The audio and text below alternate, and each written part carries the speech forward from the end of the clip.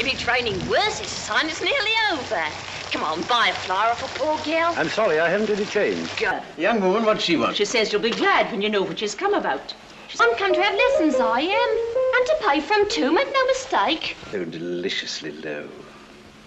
So horribly dirty. Ow, I ain't dirty. I washed my face and hands before I come, I did. I shall make a duchess of this draggle-tailed gutter snipe. Oh! In 6 months, in 3, if she has a good ear and a quick tongue, I'll take... I'd like to trouble you if I may. Yes? Will you be very particular what you say before the girl? I'm always particular about what I say. Oh, no, sir. It doesn't matter before me. I'm used to it. But you really must not swear before the girl. I never swear. What the devil do you mean? Daddy, there's a dustman outside, Alfred Doolittle. He says you've got his daughter here.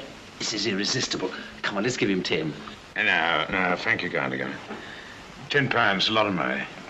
Makes a man feel prudent-like. And then goodbye to happiness. Now then, try once again. In Hampshire, Hereford and Harford, hurricanes hardly ever happen. In Hampshire, Hereford, Hartford, hurricanes hardly ever happen. Hardly ever happen. Hardly ever happen. How do you do?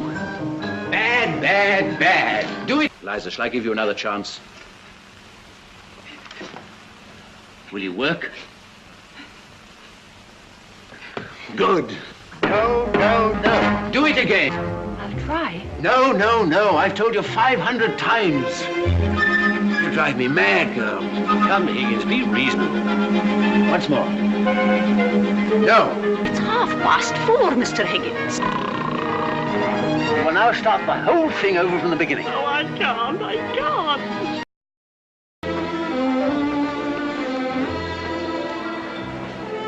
Fred, are you ready? Come on, then. Present Miss Elizabeth Doolittle. How do you do? How kind of you to let me come. Oh, not at all. Charming girl you brought. Is she a relation? Charming. Miss Doolittle, then.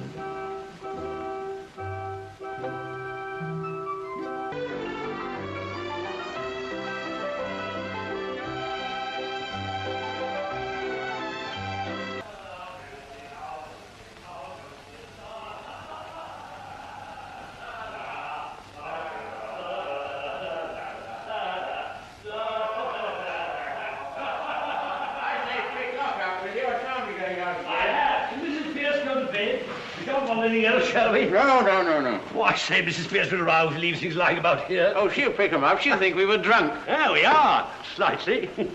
Were there any letters? Didn't look. What the devil are my slippers? Well, frightfully exciting. For the first 3 minutes. But as soon as I saw we were going to win hands down, I lost interest. No more artificial duchesses for me. Oh, they're there, are they? Good night, Amera. Good night. Night, Eliza. Where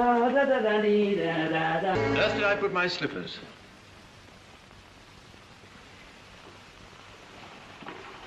There are your slippers, and there. Take your slippers, and may you never have a day's luck with them. Pardon? What do you mean? I sold flowers. I didn't sell myself. Now you've made a lady of me. I'm not fit to sell anything else. To know is what belongs to me and what doesn't. My own clothes were burnt. What's it matter? Why need you start bothering about that in the middle of the night? I want to know what I may take away with me. I don't want to be accused of stealing. Stealing? It isn't the jeweller's. It's the one you bought me in Brighton. I don't want it now. Don't you hit me. Hit!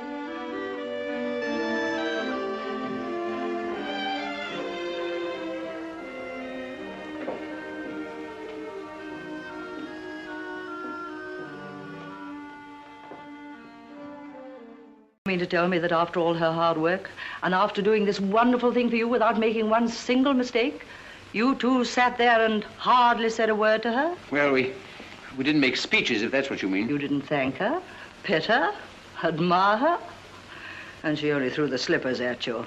What's my son done to you? He's ruined me, destroyed my happiness. tied me up and delivered me into the hands of middle-class morality. No. You're calling me Miss Doolittle that day when I first came to Wimpole Street. That was the beginning of self-respect for me. You see, the difference between a lady and a flower girl isn't how she behaves. It's how she's treated. Now, I know that I should always be a flower girl to Professor Higgins because he always treats me as a flower girl and always will. Call it. You had enough, and you're going to be reasonable, or do you want some more? You want me back only to put up with your tempers and pick up your slippers and fetch. If I can't have kindness, I'll have independence. Independence, that's middle-class blasphemy. We're all of us dependent one on another, every soul on earth. I'll let you see whether I'm dependent on you. If you can preach, I can teach. I'll offer myself as an assistant to Professor Carpati. Why, George, Eliza, I said I'd make a woman of you, and I have.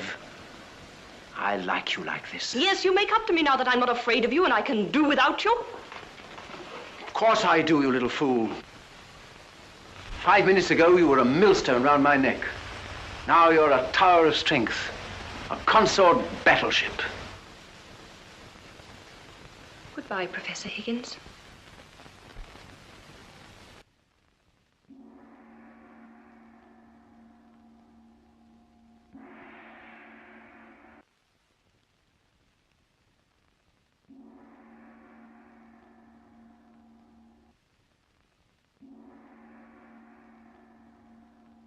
So today's story, as promised, Pygmalion, a classic tale from Greek mythology, one that has been redone countless times over. Because you see, what Pygmalion did was he went and he shut himself in his studio apartment and just began sculpting. And what he sculpted was his own personal idea of the perfect woman.